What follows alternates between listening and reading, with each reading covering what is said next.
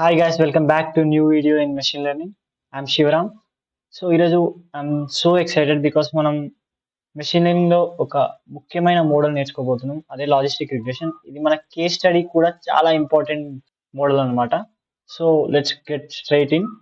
So మనం previous వీడియోలో linear regression అనేది నేర్చుకున్నాం. ఆ లీనియర్ రిగ్రెషన్ లో సింపుల్ లీనియర్ రిగ్రెషన్ నేర్చుకున్నాం. దాని ఫార్ములా ఏంటి? y equal to b0 plus b1x1. So ఈ సింపుల్ లీనియర్ రిగ్రెషన్ తో పాటు మనం మల్టిపుల్ లీనియర్ రిగ్రెషన్ కూడా నేర్చుకున్నాం. అది y equal to b0 plus b1x1 plus so on bnxn అనే ఫార్ములాతో నేర్చుకున్నాం. సో మనం నేను ఒక ఎగ్జాంపుల్ తీసుకున్నాం. ఆ ఎగ్జాంపుల్ ఏంటి? ఒక ఎంప్లాయ్కి సమ్ ఎక్స్పీరియన్స్ ఉంటే అతనికి ఎంత శాలరీ వస్తుందో మనం ప్రెడిక్ట్ చేయాలి. ఎలా ప్రెడిక్ట్ చేసాం? మనం లీనియర్ రిగ్రెషన్ తీసుకొని ఒక మోడల్ ని ఫిట్ చేసి ఒక లైన్ డ్రా చేసాం. సో ఇదే ఆ లైన్, దీని ఏమన్నా హైపోథెసిస్ లైన్ అన్నాం. సో ఈ లైన్ డ్రా చేసి ఆ లైన్ దేని ద్వారా డ్రా చేసాం? మరి ఈ ఫార్ములా ద్వారా డ్రా చేసాం. సో అదే simple linear regression formula. So దీని ద్వారా ఒక లైన్ ని ఫిట్ చేసి ఆ మోడల్లో మనం ప్రెడిక్షన్స్ చేసాం అనమాట. సో ఇలాంటి ప్రాబ్లమ్స్ వస్తే మనం ఈజీగా సాల్వ్ చేయగలం. అదే కొత్త ప్రాబ్లమ్స్ వస్తే ఎలా సాల్వ్ చేయాలో చూద్దాం. సో ఇప్పుడు ఒక ప్రాబ్లం తీసుకుందాం. ఆ ప్రాబ్లంలో ఏంటంటే నీకు ఒక యాడ్ వచ్చింది. ఆ యాడ్ నువ్వు క్లిక్ చేస్తావా లేదా అనేది ప్రాబ్లం. సో మనం ప్రెడిక్ట్ చేయాలి. నీ ఏజ్ని బట్టి నువ్వు క్లిక్ చేస్తావా లేదా అని మనం ప్రెడిక్ట్ చేయాలి ఒక మోడల్ క్రియేట్ చేసి. సో నేను సమ్ డేటా తీసుకున్నా. ఆ డేటా ఎలా తీసుకున్నా? So on X axis age తీసుకున్నా, ఆన్ వై యాక్సిస్ యాక్షన్, అంటే మనం క్లిక్ చేసామా లేదా అని. సో లెట్స్ సే క్లిక్ చేసామంటే వన్ అని తీసుకున్నా, క్లిక్ చేయలేదు అంటే నో అంటే 0. సో ఏజ్ ప్రకారం ఇలా తీసుకున్నా. సో ఇప్పుడు ఇక్కడ డేటా పాయింట్స్ ఉన్నాయి. సో ఇలా ఇవన్నీ డేటా పాయింట్స్ అనమాట ఇక్కడ చూసినట్టయితే. సో ఇప్పుడు ఇలాంటి ప్రాబ్లమ్ ని మనం ఏ మోడల్ తోటి సాల్వ్ చేయొచ్చు? సో ఇక్కడ మనకి ఓన్లీ 2 క్లాసిఫికేషన్స్ ఉన్నాయి, అంటే ఐదర్ 1 ఆర్ 0, అంటే either yes or no. So ఈ పర్టికులర్ ప్రాబ్లమ్ కి మనకు తెలిసిన మోడల్ ని, అంటే సింపుల్ లీనియర్ రిగ్రెషన్ మోడల్ ని ఒకసారి ఫిట్ చేసి చూద్దాం. సో లెట్స్ సే ఈ లైన్ మనం ఫిట్ చేసామని అనుకుందాం. సో ఈ లైన్ చూస్తే మీకు ఈ డేటా పాయింట్స్ కి దగ్గర ఉన్నట్టు అనిపించట్లేదు. సో మనకి చూస్తే చెప్పొచ్చు ఏంటంటే ఈ లైన్ ఈ మోడల్ కి ఫిట్ అవ్వదేమో అని చెప్పొచ్చు. సో దీన్నే మనం కొంచెం కీన్గా అబ్జర్వ్ చేద్దాం. సో ఇప్పుడు ఇక్కడ చూస్తే ఈ డేటా పాయింట్స్ కి మనం ఈ లైన్ ని ఫిట్ చేసాం. ఓకే, బాగానే ఉంది. కానీ ఇప్పుడు మనం ప్రెడిక్షన్స్ ఎలా చేస్తాం? మనం ప్రెడిక్షన్స్ ఎలా చేయాలి? ఐదర్ క్లిక్ చేస్తాడా అంటే ఐదర్ 1 ఆర్ లేదా 2 అని ప్రెడిక్ట్ చేయాలి. కానీ ఇక్కడ ఎలా ప్రెడిక్ట్ చేస్తాం? ఇక్కడ సపోజ్ ఇక్కడ డేటా పాయింట్ ఉంది అనుకోండి. సో మనకి ఇక్కడ వస్తుంది. సో మనం ప్రెడిక్ట్ చేయలేం ఎక్కడ, అంటే అది 1 లేకపోతే 0 అని. సో దానికి మనం ఏం చేద్దామంటే వాళ్ళు క్లిక్ చేస్తారా లేదా అనే దానికంటే ఆ ఏజ్ వాళ్ళు ఎంత ప్రాబబిలిటీ ఉంది క్లిక్ చేయడానికి, ఎంత ప్రాబబిలిటీ ఉందని అనుకుందాం. So that make sense. ఎందుకంటే ఇక్కడ చూస్తే మనకి ప్రాబబిలిటీ 0 to 1 ఉంటుంది. సో ఈ గ్రాఫ్ కూడా మనకి 0 to 1 ఉంది. So probability between 0 to 1. So ఈ లైన్ మేక్ సెన్స్, ఎందుకంటే ఇక్కడ నుంచి వెళ్ళి చూస్తే మనం ఇక్కడ వరకు చూస్తే మేక్ సెన్స్, ఎందుకంటే ప్రాబబిలిటీ 0 to 1 ఉంటుంది కాబట్టి. సో లెట్స్ సే ఇక్కడ ఎంతో ఒక ఏజ్ అనుకుంటే, సపోజ్ 15 years అనుకోండి, ఇక్కడ 50 years అనుకుందాం. సో ఈ 15 years మధ్యలో నుండి 50 years వరకు మనం ప్రెడిక్షన్స్ చేయొచ్చు, ప్రాబబిలిటీ ప్రెడిక్ట్ చేయొచ్చు. కాకపోతే ఇక్కడ మీరు ఈ కింద లైన్ చూస్తే, ఈ కింద అండ్ ఇక్కడ పైన ఇవి ప్రాబబిలిటీస్ గ్రేటర్ దెన్ 1 ఉంది అండ్ ప్రాబబిలిటీస్ లెస్ దెన్ 1 ఉంది. సో ఇది ఇంపాసిబుల్. ప్రాబబిలిటీ ఎప్పుడు 0 to 1 ఉంటుంది ప్రాబబిలిటీ. కాబట్టి ఇది అన్ఫేర్ అనమాట. సో మనం ఏం చెప్తున్నాం అంటే ఒకవేళ ఏజ్ 15 కన్నా తక్కువ ఉంటే వాళ్ళు పక్కా తీసుకోరు, అంటే క్లిక్ చేయరు అని. అంటే అలా క్లిక్ చేయరు అంటే మనం దీన్ని ఎలా చెప్తున్నాం అంటే మోర్ దెన్ 100% క్లిక్ చేయరని. సో అది జనరల్ గా పాసిబుల్ కాదు. మనం ఏం చెప్పొచ్చు? దాని బదులు 100% క్లిక్ చేయరు అని చెప్పొచ్చు.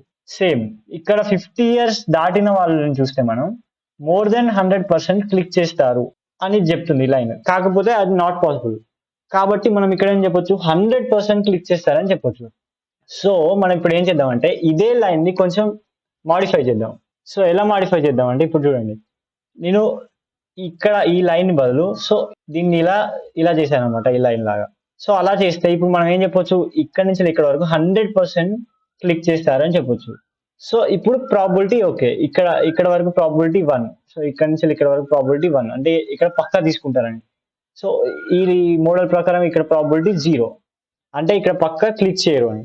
సో ఇది మేక్ సెన్స్, ఎందుకంటే ఇక్కడ probability is between 0 to 1.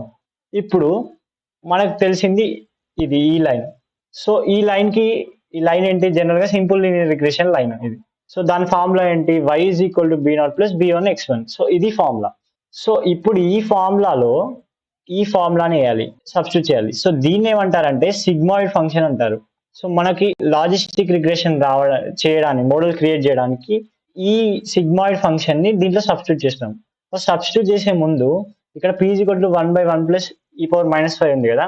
So ఇక్కడ మనం ఏం చేస్తామంటే ఈ y కోసం సాల్వ్ చేస్తాం ఫస్ట్. సో ఈ y కోసం సాల్వ్ చేస్తే సమ్ ఈక్వేషన్ వస్తుంది. ఆ ఈక్వేషన్ ని ఇక్కడ సో ఈ y లో సబ్స్టిట్యూట్ చేస్తాం అనమాట. సో జనరల్ గా అక్కడ y is equal to ఏమొస్తుంది అంటే ln some p by 1 minus p వస్తుంది. సో దీన్ని ఈ y లో సబ్స్టిట్యూట్ చేస్తాం. సో అప్పుడు ఈ ఈక్వేషన్ వస్తుంది. సో ఈ ఈక్వేషన్ ని మనం గ్రాఫికల్ గా రిప్రజెంట్ చేస్తే ఇలా కనిపిస్తుంది అనమాట. సో ఈ కర్వ్ ఉంది కదా, దీన్ని మనం ఏమంటాం అంటే సిగ్మాయిడ్ కర్వ్ అంటాం. సో ఈ సిగ్మాయిడ్ కర్వ్ దేని వల్ల వచ్చింది, ఈ ఫార్ములా వల్ల ఈ సిగ్మాయిడ్ కర్వ్ వచ్చింది అనమాట. సో ఇప్పుడు ఆ మ్యాథ్స్ అంతా పక్కన పెట్టి మనం జనరల్ కేసు తీసుకుందాం. సో అదంతా వదిలేయండి, ఆ సబ్స్టిట్యూషన్ అదంతా వదిలేస్తే ఇప్పుడు మనకి ఈ ఫార్ములా ఉంది. ఈ ఫార్ములా బేస్ చేసుకొని మనం ఒక కర్వ్ డ్రా చేస్తే ఈ డేటా పాయింట్స్ కి మనకి ఇలా ఒక కర్వ్ వస్తుంది. సో దీన్నే సిగ్మాయిడ్ కర్వ్ అంటాం. సో ఇప్పుడు ఈ లాజిస్టిక్ రిగ్రెషన్ లో ఒక ఎగ్జాంపుల్ తీసుకొని అర్థం చేసుకుందాం logistic regression. So let's say ఇప్పుడు మనకు ఆల్రెడీ ఆ కర్వ్ వచ్చింది. నేను ఆ డేటా పాయింట్స్ అన్నిటిని తీసేసి జస్ట్ ఆ కర్వ్ ఉంచాను అనమాట. ఈ కర్వ్ ఒకటి ఉంచా.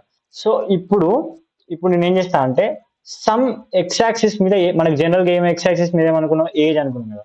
సో ఎక్స్ యాక్సిస్ మీద సమ్ ఏజెస్ తీసుకుందాం. సో లెట్స్ సే 20 అనే ఒక ఏజ్ తీసుకున్నా, 30, 40 and 50 అనే ఏజెస్ తీసుకున్నాం. సో ఈ ఏజెస్ ని నేను ఎక్స్ యాక్సిస్ మీదకి లైక్ పంపిస్తా.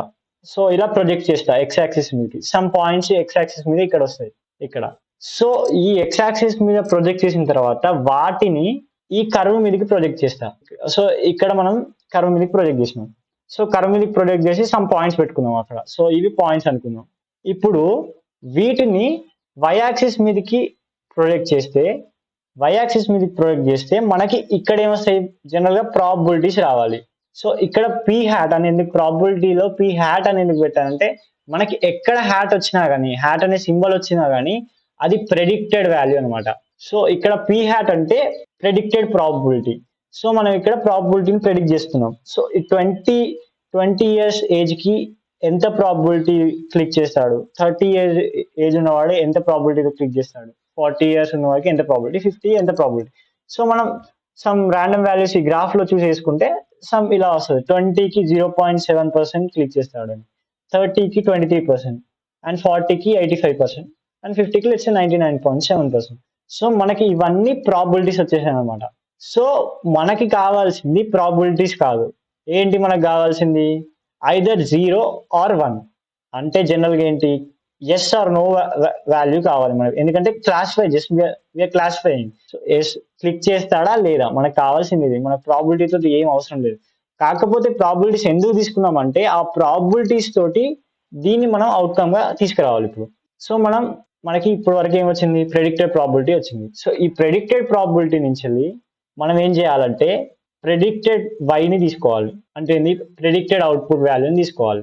సో ఇప్పుడు ఏం చేస్తామంటే సేమ్ కర్వ్ తీసుకున్నా, సమ్ ఉన్న డేటా పాయింట్స్ తీసుకున్నాం. సో మనం దీనికోసం ప్రెడిక్ట్ చేసిన అవుట్పుట్ వేరియబుల్ రాబట్టాలంటే విత్ ప్రాబిలిటీ, ప్రెడిక్టెడ్ ప్రాబిలిటీ తోటి దీన్ని రాబట్టాలంటే ఏం చేస్తున్నాం అంటే సమ్ ఆర్బిటరీ లైన్ మనం డ్రా చేస్తాం ఈ గ్రాఫ్ మధ్యలో. సో ఆర్బిటరీ బదులు మనం ఏం చేద్దాం అంటే 0.5 దగ్గర లైన్ డ్రా చేద్దాం.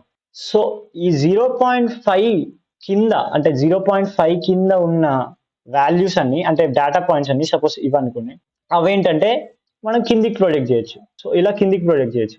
అండ్ 0.5 పైన ఉన్న పాయింట్స్, డేటా పాయింట్స్ మనం ఏం చేయొచ్చు అంటే 1 మీదకి అంటే పైకి ప్రొజెక్ట్ చేయొచ్చు.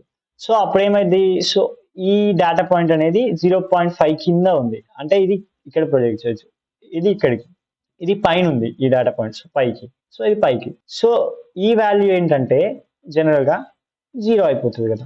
సో 0 మీదకి వస్తుంది, 0 దాని మీదకి వస్తుంది.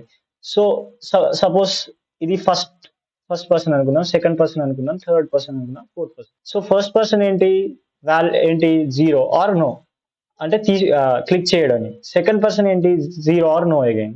థర్డ్ పర్సన్ ఏంటి, one or yes. Fourth person ఏంటి, వన్ ఆర్ ఎస్. సో ఈ 0.5 అనే ఆర్బిటరీ లైన్ తోటి మనం తీసుకుంటున్నాం. అంటే జనరల్ గా మనం ఈ లైన్ లేకున్నా కానీ ఏం చెప్పొచ్చు అంటే 0.5 కంటే ప్రాబిలిటీ ఎక్కువ ఉంటే, ఇఫ్ 0.5 కన్నా ప్రాబిలిటీ గ్రేటర్ దాన్ 0.5, అప్పుడు ఏం చేస్తాం మనం, వై వై ప్రెడిక్టర్ ఏం చేస్తాం, ఈజ్ ఈక్వల్ టు 1 అనొచ్చు.